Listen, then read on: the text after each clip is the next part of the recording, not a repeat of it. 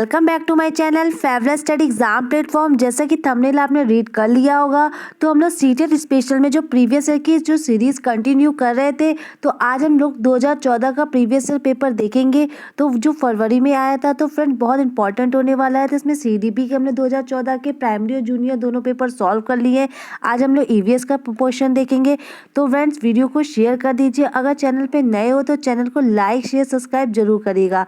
तो स्टार्ट करते हैं आज का सेशन। तो फ्रेंड्स, ईवीएस के क्वेश्चन को सॉल्व करते हैं पोर्शन को। तो पहला क्वेश्चन दे रखा है, select the true statement from the following. मतलब सही स्टेटमेंट बताना है जो हाथी के बारे में कहे गए हैं। तो कौन सा स्टेटमेंट सही है? तो पहला ऑप्शन दे रखा है, elephants love to play with muddy water as it keeps their skin cold.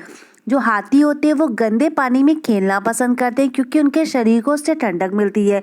तो ये स्टेटमेंट सही हो जाएगा। दूसरा दे रखा है, most elephants like to take rest and sleep nearly 10 hours a day.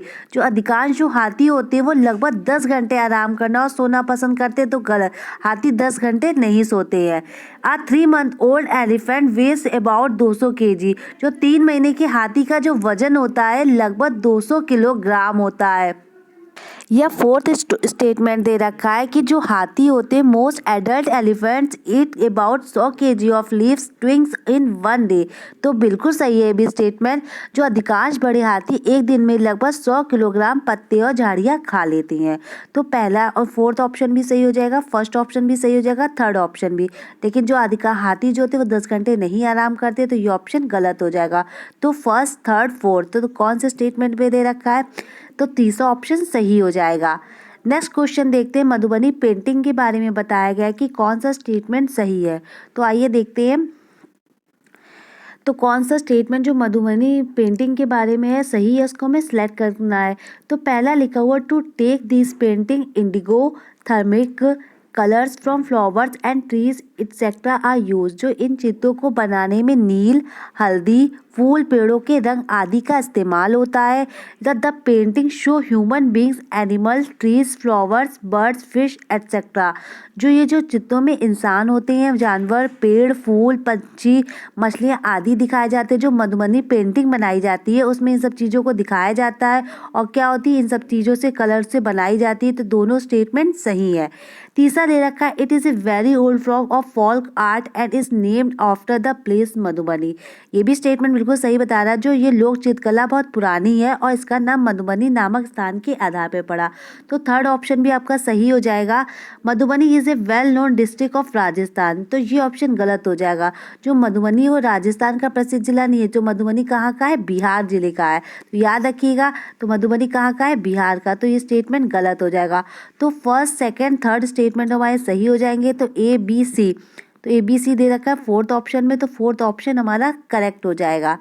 Next question की तरफ बढ़ते हैं। 63 क्वेश्चन दे रखा है, a bird makes it's nets high up on a tree, which bird could be. तो जो पूछा गया, कोई पक्षी जो होता है वो पेड़ की ऊंची डाल पे अपना घोंसला बनाता है, या पक्षी हो सकता है। तो मैंने आपको समरी में भी बताया था, जब मैंने एनसीईआरटी की समरी करवा रखी है वो आप मेरी प्लेलिस्ट में जाके देख सकते हैं।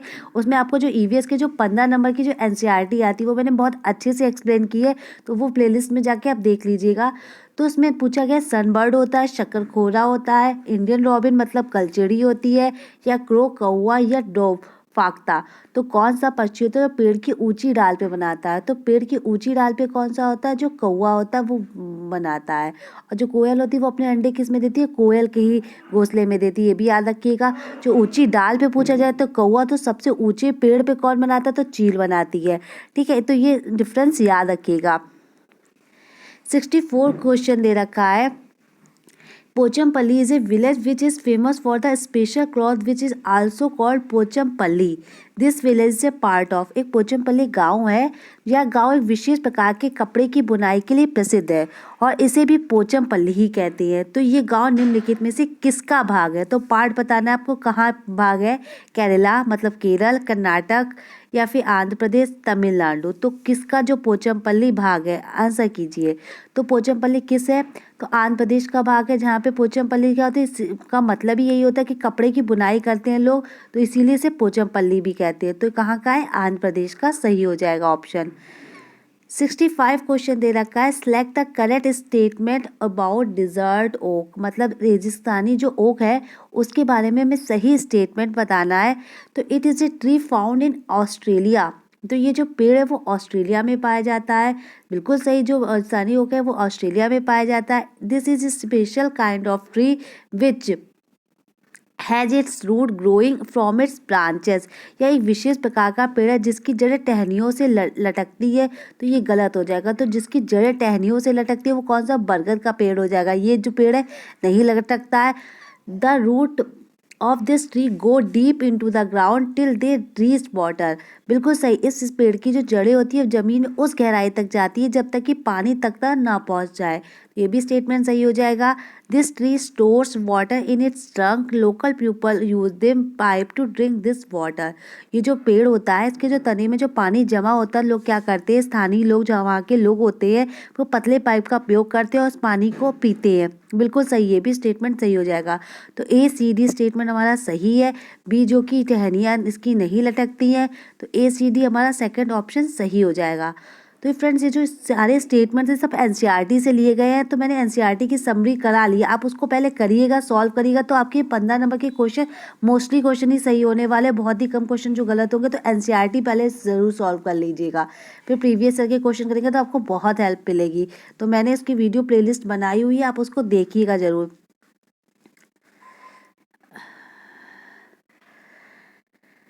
नेक्स्ट क्वेश्चन दे रखा है, सिलेक्ट द करेक्ट स्टेटमेंट, तो आबू धाबी जो जगह है उसके विषय में सही आपको बताना स्टेटमेंट कौन सा सही है।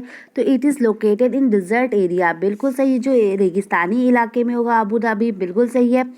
वाटर इज कॉस्टलियर, मतलब महंगा है, then petrol is Abu Dhabi, जो आबू धाबी है उसमें जो पानी है वो पेट्रोल से भी महंगा है। बिल्कुल, जो रेगिस्तानी इलाका है इस चक्कर में यहाँ पे जो पानी है वो पेट्रोल से भी ज़्यादा महंगा है। तो दोनों स्टेटमेंट सही हो जाएंगे। Arabic is the local language here, तो बिल्कुल जो आबू धाबी की जो लैंग्वेज है वो अरबी है। तो तीसरा स्टेटमेंट भी सही है। Money use in Abu Dhabi is called दिनार, नहीं, ये जो आबू धाबी की जो मुद्रा है मतलब रुपए, दिनार नहीं रियाल है, तो ये ऑप्शन गलत हो जाएगा। तो फर्स्ट भी, पहला, दूसरा और तीसरा स्टेटमेंट सही है, ए बी सी, तो फोर्थ ऑप्शन करेक्ट हो जाएगा ए बी सी। तो आबू धाबी के बारे में याद रखिएगा। अब डायरेक्ट स्टेटमेंट नहीं आते, आपको 4 ऑप्शन दे रखेंगे जिससे बच्चा क्या होगा, कंफ्यूज होगा। तो इससे आपको, अब टाइम टेकिंग पेपर इसीलिए बनाया जाता है कि बच्चा कंफ्यूज हो और उसके क्वेश्चन गलत हो। तो ये सब चीज़ें आप, जब तक आपके उस बारे में 4-5 स्टेटमेंट नहीं पता होंगे तो आप क्वेश्चन को सॉल्व नहीं कर पाएंगे। नेक्स्ट क्वेश्चन है 67, देखते हैं हमारी स्क्रीन पे। There are animals that work at night, these animals can see things only in, तो ये अभी आपके 2019 में भी क्वेश्चन आया था कि कुछ जानवर जो रात में जागते हैं, ये जानवर हर चीज़ को जिन रंगों में देखते हैं वो क्या है। तो आपको ये पता ही होगा कि जो जानवर रात में जागते हैं उनको जो कलर, जानवर वो चीज़ें किस कलर में दिखती है, बैंगनी और नीला मतलब violet and blue colour, green है येलो मतलब हरा या पीला, ब्लैक एंड वाइट काला सफ़ेद, या फिर रेड एंड ऑरेंज कलर, तो किस कलर के रूप में दिखेगा। सीधी सी बात है, काला और सफ़ेद, जो काफ़ी बार मैंने आपको बताया भी है। तो थर्ड ऑप्शन सही हो जाएगा। 68 क्वेश्चन है, ध्यान से समझिएगा। तो उसमें लिखा हुआ है हेयर इन फिगर 1, तो फिगर 1 एक 24 आवर क्लॉक इज शोन, तो जो एक फिगर 1 दे रखा है उसमें 24 घंटे की क्लॉक दिखाई हुई है, ठीक है। एंड इन फिगर 2, फिगर 2 में देखते हैं, एंड फिगर 3, तो फिगर 2 और फिगर 3 देखते हैं क्या लिखा हुआ है। Are shown by shaded portion, जो शेडेड ये जो बने हुए पोर्शन, ठीक है। Select the correct statement about the sleeping times of X and Y, तो जो शेडेड दे रखे हैं उसमें आपको ये उनके मतलब बताए गए एक्स और वाई के जो मतलब एनिमल्स है उसका स्लीपिंग टाइम बताया हुआ है। तो मैं इसको हिंदी में भी डिफाइन कर देती हूँ। जो चित्र 1 में क्या 24 घंटे की घड़ी दिख रही है, तो चित्र 2 व चित्र 3 में 2 जानवरों जो है, एक एक्स है और एक वाई है, उनके सोने का समय छायांकित भाग से दिखाया गया है। भी मैंने आपको बताया ना, सोने का जो भाग है वो छायांकित भाग से दिखाया गया। तो एक्स तथा वाई के सोने के समय के बारे में आपको सही स्टेटमेंट बताना है। तो जो 24 घंटे का आपको मान लीजिए 24 घंटे का, तो उसमें कितने दे रखे, 12 दे रखे, तो एक जो गैप होगा वो कितने, 2 घंटे का होगा ना, 2 घंटे का हो जाएगा। तो इसमें आप देखिएगा एक्स में फिगर में देखिएगा 2 कॉलम है, तो एक 2 घंटे का है, तो कितने घंटे सोएगा, 4 घंटे सो जाएगा, बिल्कुल सही। और इसमें कितने हैं, इसमें कितने हो गए, इसमें देखिए 1 2 3 4 5 6 7 8 9, तो 9 है तो कितने हो जाएंगे 18 घंटे हो जाएगा, क्योंकि 2 गुना 1 घंटे 2 हो जाएगा तो 18 घंटे। तो x कितने घंटे सोएगा 4 घंटे और y कितने घंटे सोएगा 18 घंटे। तो देखिए कौन सा स्टेटमेंट दे रखा है, पहला दे रखा है 20 घंटे सोता है, जो तो गलत ही हो जाएगा, 20 घंटे से ही x 18 घंटे सोता है जबकि y 4 घंटे सोता है, ये भी गलत है क्योंकि उल्टा है इसका, x 4 घंटे सोता है जबकि y 18 घंटे सोता है, तो ये स्टेटमेंट सही हो जाएगा। x 4 है y 18 है, ना कि x 18 है y 4 है, तो ये स्टेटमेंट ध्यान रखिएगा। तो ऐसे क्वेश्चंस आ जाते हैं, इसको ध्यान रखिएगा। नेक्स्ट क्वेश्चन समझते हैं। 69 लिखा हुआ है व्हाट इज डेड सी, मतलब वही हमें बताना है, मृत सागर के बारे में बताना है। तो लिखा हुआ ए सी हुज वाटर इन पॉइजनस, मतलब जो उसका वाटर होता है इसका वो जहरीला होता है, तो स्टेटमेंट गलत हो जाएगा, जहरीला नहीं होता है। A sea which is saltiest of all ocean and sea, ऐसा सागर जो सभी महासागरों व सागरों में सबसे ज़्यादा नमकीन होता है। बिल्कुल सही, जो ये इसका जो पानी होता है वो सबसे ज़्यादा नमकीन होता है। A sea is which high and low tides are very frequent, जो इस सागर है उसमें ज्वार भाटे बहुत तीव्र गति से आते हैं, तो ये भी स्टेटमेंट गलत है। A sea is win which dangerous to sail ship, तो ये ऐसा सागर जिसमें जहाज चलाना खतरनाक होता है, तो ये भी स्टेटमेंट गलत हो जाएगा। तो उसके लिए राइट स्टेटमेंट क्या हो जाएगा कि ऐसा सागर जो सभी महासागरों व सागरों से ज़्यादा नमकीन है, तो सेकंड ऑप्शन सही है। नेक्स्ट क्वेश्चन देखते हैं। 70 क्वेश्चन दे रखा है, लिखा हुआ है Anjali desires to emphasize on culture, religion, diversity in food habits while teaching the topic on food to class third student. Which one of the following learning experience given to students can bring about the desired result? तो जो कक्षा third के विद्यार्थियों को जो भोजन पाठ पढ़ाते समय क्या कर रही है, अंजलि कर रही है, उनकी आदतों को विविधता पर विशेष ध्यान देना चाहती है। तो क्या करना चाहती है, उसके अधिगम अक्षरों में ऐसे किसके द्वारा विद्यार्थियों में जानकारी दी जा सकती है, तो किसके द्वारा वो पता कर सकती है कि उनकी आदतों के बारे में। तो आंसर है इसमें स्टेटमेंट दे रखा हुआ है, use a chart showing foods of different culture regions and explain, विभिन्न क्षेत्रों और संस्कृतियों को भोजन को दर्शाने वाले चार्ट का उपयोग और उनकी व्याख्या करना। तो ये ज़्यादा अच्छा नहीं स्टेटमेंट है। सेकेंड दे रखा है ask student from different culture region to bring food and from home display it and share the information with classmate, या फिर explain the information given in the text book about different foods in greater detail, मतलब पाठ पुस्तक में विभिन्न प्रकार के भोजन में जो दी गई जानकारी उसको विस्तृत व्याख्या करने से पता चल सकता है। या request an external professional cooking agency to display food of different region culture, क्या करना है कि किसी बाहरी भोजन बनाने वाली व्यावसायिक एजेंसी को आग्रह करके विभिन्न क्षेत्रों संस्कृतियों के भोजन का प्रदर्शन करने के लिए।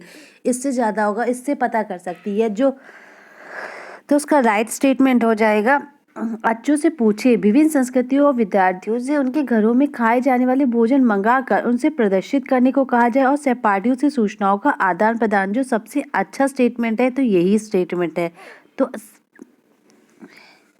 71 क्वेश्चन देखते हैं। लिखा हुआ प्रीति वांट्स टू ले ग्रेटर एम्फेसिस ऑन पोल्यूशन, मतलब कि जो कक्षा 5 के विद्यार्थियों को पर्यावरण चिंताओं के बारे में पढ़ाते समय प्रीति जो है प्रदूषण पे फोकस कर रही है, ठीक है।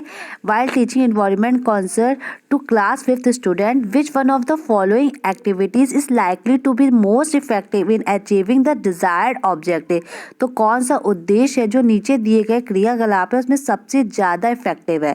तो बताना प्रदूषण के बारे में बता रही है, तो उसमें स्टेटमेंट बताना जो सबसे ज़्यादा है। तो पहला स्टेटमेंट दे रखा है asking student to prepare charts on different kinds of pollution, क्या करना है कि बच्चों से कहना है कि विभिन्न प्रकार के प्रदूषण के चार्ट बनवा के लाए। या फिर taking student on a field visit to a polluted river, उनसे क्या किया जाए, शिक्षार्थियों को शैक्षिक भ्रमण पर ले जाकर किसी प्रदूषित नदी को दिखाएं। या फिर लिखा हुआ है asking student to take up group project related to different kinds of pollution, क्या करना चाहिए विद्यार्थियों को विभिन्न प्रकार के प्रदूषणों से संबंधित समूह जानकारियों पे परियोजना पे कार्य करने के लिए कहना। या inviting expert to talk on air water and noise pollution, क्या करना चाहिए किसी विशेषज्ञ को निमंत्रित किया जाए और वायु जल और ध्वनि प्रदूषण में भाषण दिया जाए। तो क्या इसका जो सबसे इफेक्टिव स्टेटमेंट है वो आपको बताना है, फटाफट से आंसर कीजिए। तो यहाँ पे सबसे इफेक्टिव जो हो जाएगा क्या होगा, चार्ट बनवाना, जो कि मैंने आपको पहले भी बताया था। चार्ट बनाना सबसे इफेक्टिव ऑप्शन नहीं होगा। भ्रमण पे ले जाए, लेकिन किसी प्रदूषित नदी नदी को दिखा के वो कैसे सबको सारे प्रदूषित चीज़ों के बारे में बता सकता है, तो ये भी गलत हो जाएगा। लिखा हुआ विद्यार्थियों में विभिन्न प्रकार के प्रदूषणों से संबंधित समूह परियोजनाओं का कार्य करने के लिए कहना, बिल्कुल सही। जबकि क्या करेंगे, बच्चों को क्या करना है, विभिन्न परियोजनाओं पे मतलब प्रोजेक्ट बना के कहना है कि वो पता करके आए। जब वो चीज़ों को देखेंगे, पूछेंगे कि कौन सा कैसे प्रदूषण है, कौन सा ज़्यादा इफेक्टिव है, तो ऐसे बच्चों को क्या कीजिए, जो आप जानते हैं कक्षा 5 के स्टूडेंट को कहा गया है, तो सबसे अच्छा स्टेटमेंट यही दिख रहा है कि विद्यार्थियों से विभिन्न प्रकार के प्रदूषणों से संबंधित समूह परियोजनाओं पर कार्य करने के लिए कहना। तो क्या ग्रुप के साथ जाएंगे, चीज़ों को डिस्कस करेंगे, समझेंगे कैसे, कौन सा जल प्रदूषण, कौन सा वायु प्रदूषण, तो ये सबसे इफेक्टिव मेथड हो जाएगा। और ना कि उसको विशेषज्ञ को निमंत्रित करे और वायु जल ध्वनि प्रदूषण पे भाषण दे। इससे कौन सा वो चीज़ों को समझेंगे, कैसे समझेंगे, भाषण देने से उन्हें क्या पता चलेगा, जब तक वो चीज़ों को देखेंगे नहीं, खुद करेंगे नहीं, खुद से चीज़ों को समझेंगे नहीं, जगह जगह बात मतलब करके वो चीज़ों को देखेंगे नहीं, ऑब्जर्व नहीं करेंगे, तो चीज़ों को कैसे समझेंगे क्या प्रदूषण होता है। 72 क्वेश्चन दे रखा है। Neha uses the following assessment technique in the subject of EVS for class 5। Neha ने क्या किया है, कक्षा 5 के EVS विषय, जिसको क्या बोलते हैं, EVS की फुल फॉर्म भी आ जाती है, तो याद रखिएगा इन्वायरमेंटल स्टडीज़ होता है, तो याद रखिएगा बच्चे इसमें भी गलती करते हैं। तो विषय में नीचे दी गई मूल्यांकन तकनीक का प्रयोग करती है, तो कौन सी मूल्यांकन तकनीक का प्रयोग करती है। पहला लिखा हुआ है हैंड्स ऑन एक्टिविटीज़, असाइनमेंट जो हस्तलिखित जो होती है उनको करती है, या लिखा हुआ है होम असाइनमेंट जो होम गृह कार्य होता है उसको करती है, या प्रोजेक्ट फॉर असाइनमेंट परियोजना कार्य मूल्यांकन करती है, ओरल टेस्टिंग मतलब मौखिक परीक्षा करती है। तो कौन सा जो तकनीक है उसमें युगल अधिक वस्तुनिष्ठ मूल्यांकन दे सकता है, आंसर कीजिए फटाफट से। एक्टिव क्या हो जाएगा, बच्चों को हस्तलिखित जो क्रियाकलापों का मूल्यांकन करना, बिल्कुल जो बच्चे क्या होंगे इससे चीज़ों को, और जो सबसे सब्जेक्ट जो टेक्निक है जो EVS के लिए वो सबसे असाइनमेंट के लिए अच्छा हो जाएगा, अच्छा यूजेस हो जाएगा। हस्तलिखित क्रियाओं से जो मूल्यांकन किया जाएगा, जो बच्चा खुद करके डूइंग, जो आपके जॉन डीवी जी भी कहते हैं कि बच्चा करके सीखे तो चीज़ों को अच्छे से सीखा जाएगा, तो ये भी सही हो जाएगा। गृहकाल मूल्यांकन से बच्चा क्या पता वो खुद काम कर रहा है या किसी के द्वारा करवा रहा है, कैसे कर रहा है, तो ये भी गलत हो जाएगा। परियोजना काल मूल्यांकन भी नहीं सही माना जाता है, जो भी अगर शैक्षिक के लिए किया जाए, या फिर मौखिक से परीक्षा, बिल्कुल ओरल तरीके से भी बच्चा जो होगा मूल्यांकन तकनीक का प्रयोग कर सकती है। वो जो नेहा है कक्षा विषय में 5 के विषय में, तो ये 2 ऑप्शन ज़्यादा इफेक्टिव लग रहे हैं, तो फर्स्ट और फोर्थ ऑप्शन सही हो जाएगा, तो उसका फर्स्ट और फोर्थ ऑप्शन सही है। 73 क्वेश्चन दे रखा है, एक good home assignment in EVS should primary focus on. जो EVS में किसी अच्छे गृहकार्य को मुख्यतः किस पर केंद्रित होना चाहिए, मतलब फोकस किस पे होना चाहिए, रिवीजन एंड रिफोर्समेंट मतलब पुनरावृत्ति और प्रबलीकरण पे, या फिर मास्टर लर्निंग पे जो मास्टर लर्निंग की जाती है, या थर्ड ले रखा है challenge and excitement for extended learning मतलब विस्तारित अधिगम के लिए चुनौतियों और उत्तेजना, या बेटर यूटिलाइजेशन ऑफ टाइम समय का सदुपयोग। तो कौन सा जो है किस पे फोकस करना चाहिए अच्छे गृहकार्य को, तो आंसर कीजिए क्या हो जाएगा। तो सबसे सीधा सा आंसर है, क्या करना चाहिए, चैलेंज करना चाहिए and excitement for extended learning मतलब कि जो विस्तारित अधिगम के लिए में चुनौतियाँ होनी चाहिए और उत्तेजना होनी चाहिए हमारे अंदर, तभी हम उसको अच्छे से डील कर पाएंगे, तो थर्ड ऑप्शन सही हो जाएगा। 74 क्वेश्चन है, Shalini has planned a field trip. तो शालिनी क्या करती है, एक फील्ड ट्रिप करती है क्लास 4th स्टूडेंट के लिए टू द साइंस सेंटर मतलब कि विज्ञान केंद्र दिखाने के लिए। तो एक वो क्या करती है, एक विज्ञान केंद्र के लिए शैक्षिक भ्रमण की योजना प्लान करती है, किस कौन से बच्चों के लिए, क्लास 4th के लिए। तो लिखा हुआ which one of the following general instruction given to the student in for a trip मतलब कौन सा जो निर्देश दिए गए हैं इनमें से भ्रमण के लिए जो बिल्कुल प्रासंगिक है ही नहीं मतलब अप्रासंगिक है, तो हमें बताना है। पहला ऑप्शन दे रखा है ask question for your doubts on display मतलब बच्चों को क्या करना है, अपनी शंकाओं के विषय में प्रश्न पूछने को कहना, बिल्कुल ये तो सही है, बच्चा जब तक अपनी शंकाओं को प्रश्न नहीं पूछेगा, ये तो सही लग रहा है option. Carry your full school bag for the day तो मतलब अपना दिन भर का पूरा बस्ता लेकर आना, ये हो जाएगा। या फिर do not go anywhere without information me, बिल्कुल जो बच्चा बिना मुझे सूचित कर ले कहीं नहीं जाना चाहिए। तो बच्चे की जिम्मेदारी आपकी जिम्मेदारी है, तो बच्चा ऐसे कहीं ना जाए, सबको बच्चे को इन्फॉर्म करना चाहिए जहाँ भी जाए। अगर वो शैक्षिक भ्रमण की योजना बना रही है तो ये भी स्टेटमेंट सही हो जाएगा। Take a note pad and pen with you, अपने साथ एक पेन और नोट पैड लेके आए, बिल्कुल सही है कि बच्चा जब जाएगा शैक्षिक भ्रमण के लिए जो उसको चीज़ें नई चीज़ें दिखेगी वो नई चीज़ों को देखेगा। भ्रमण क्यों कराया जाएगा, बच्चे नई चीज़ों को ऑब्जर्व करे, देखे, उनको खुद जब वो खुद देखते हैं तो चीज़ों को वो और अच्छे से देखे, तो उनको नोट करे, जो उनको कुछ नया लगे, डिफरेंट लगे, उन्होंने वहाँ देखा, फिर वो अपने पीयर्स या अपने फैमिली के साथ या अपने टीचर के साथ बाद में डिस्कस करे कि उन्होंने क्या देखा, तो उसको वो नोट डाउन करे जो उन्हें डिफरेंट लग रहा है, तो ये भी सही हो जाएगा। तो फोर्थ, थर्ड और फर्स्ट सही है, जिसमें अपना दिन भर बस्ता लेकर आना। बच्चा शैक्षिक भ्रमण के लिए जा रहा है, ना कि स्कूल के लिए जा रहा है कि वो अपना पूरा बैग भर के लेके जाए, तो सेकंड ऑप्शन गलत हो जाएगा। बच्चा बैग भर के लेके जाएगा तो वहाँ पढ़ने थोड़ी ना जा रहा, भ्रमण के लिए जा रहा है, तो सेकंड ऑप्शन जो कि गलत है। तो इसी को पूछा गया कौन सा सही नहीं है, मतलब कौन सा अप्रासंगिक है, तो यही सेकंड ऑप्शन सही हो जाएगा। 75 क्वेश्चन है, good EVS curriculum eight primary stage should, मतलब जो प्राथमिक स्तर की अच्छी जो ईवीएस पाठ चर्चा में क्या होना चाहिए आपको बताना है। तो पहला ऑप्शन दे रखा है include more practice question in and series, मतलब पाठ के अंत पे इतने अभ्यास प्रश्न सम्मिलित करना जो सबसे अच्छा होना चाहिए, या फिर provided opportunities to explore surroundings, अपने आसपास खोजने के अवसर प्रदान करना, या फिर focus more on detailed explanation of concept, संकल्पनाओं को विस्तृत व्याख्या पे अधिक एकाग्रता देनी चाहिए, या emphasise more on exact definition of terms, पदों की यथार्थ परिभाषा पे बल देना चाहिए। तो ईवीएस पाठ चर्चा में क्या होना चाहिए, आंसर कीजिए। तो पाठ के अंत में अधिक अभ्यास प्रश्न सम्मिलित करना, ये कि अच्छा नहीं होगा, बच्चा क्या होगा, इससे बोर हो जाएगा। बच्चे को ऐसा मेथड बताया जाए, ऐसी चीज़ें बताया जाए, बच्चा खुद अपॉर्चुनिटी को एक्सप्लोर करे, तो ये सेकंड ऑप्शन ज़्यादा सही है। अपने आसपास के खोजने के अवसर प्रदान करना, बच्चा जब वही तो है तब चीज़ों को एक्सप्लोर करेगा तभी तो वो सबसे अच्छा मेथड हो जाएगा। ईवीएस में तो बहुत ही ज़्यादा, क्योंकि बच्चा जब तक बात की चीज़ों को सराउंड नहीं करेगा, देखेगा नहीं बच्चों ने क्या, मतलब उसने क्या किया, वो अवसर नहीं मिलेगा, तो चीज़ों को कैसे समझेगा। तो सेकंड ऑप्शन सही है। तीसरा लिखा विस्तृत व्याख्या पे अधिक एकाग्रता देना, बच्चा अगर आप टीचर छोटे से बच्चे उसके सामने व्याख्या करे जा रहे हैं, पहली बात तो उसके अंदर इतनी कैपेसिटी नहीं कि वो इतनी चीज़ों को इतना डिटेल में समझे, और दूसरी बात वो बोर होने लगेगा जब तक उसको कोई चीज़ आप प्रोजेक्ट मतलब डूइंग मेथड के साथ या उसको कुछ करने उसको नहीं एक्टिव करा रहे हैं, जब तक बच्चा नहीं एक्टिव होगा ना तो चीज़ों को वो अच्छे से नहीं समझेगा। इसमें क्या है, व्याख्या करेगा उसमें टीचर ही एक्टिव है, बच्चा क्या, बच्चा तो सुन ही रहा है ना, वो तो अपनी तरफ से कोई एक्टिव काम कर नहीं रहा है, तो ये भी मेथड गलत हो जाएगा। और एनसीएफ जो कि परिभाषाओं को तो बिल्कुल वो करता है, इग्नोर करता है, तो ये भी ऑप्शन गलत हो जाएगा। तो सही स्टेटमेंट हमारा यही है कि अपने आसपास में खोजने के अवसर प्रदान करना, जिससे बच्चा क्या हो अपनी लर्निंग को और बेटर कर सके। तो फ्रेंड्स ये 15 क्वेश्चन अटैम्प्ट कर लिए, लास्ट के जो 15 क्वेश्चन है वो हमने अगले पार्ट में देखेंगे। तो फ्रेंड्स वीडियो को अगर अच्छी लगी हो, कोई भी डाउट हो या क्वेरीज हो, मैं कमेंट देखती हूँ तो मुझे कमेंट बॉक्स में ज़रूर बताइएगा। और मैंने इससे रिलेटेड जो 2014 का पेपर उसका जूनियर साइंस का भी करवा लिया, तो सब प्लेलिस्ट बनी हुई है।